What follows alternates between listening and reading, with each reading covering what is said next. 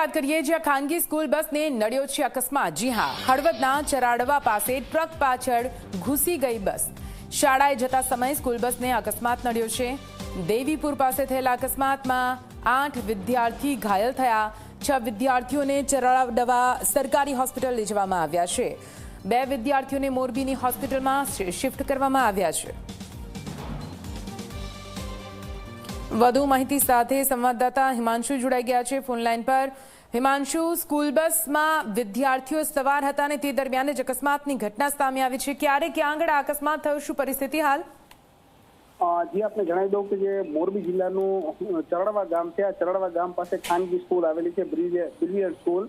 આ સ્કૂલના જે વિદ્યાર્થીઓ છે તેને દેવીપુર બાજુથી લઈને આ બસ આજે સવારે સ્કૂલના સમયે સ્કૂલ તરફ આવી રહી હતી। દરમિયાન રસ્તામાં આગળ જઈ રહેલા ટ્રકની પાછળ આ ખાનગી સ્કૂલની જે બસ હતી તે બસ અથડાઈ હતી, જેથી કરીને અકસ્માતનો બનાવ બન્યો હતો।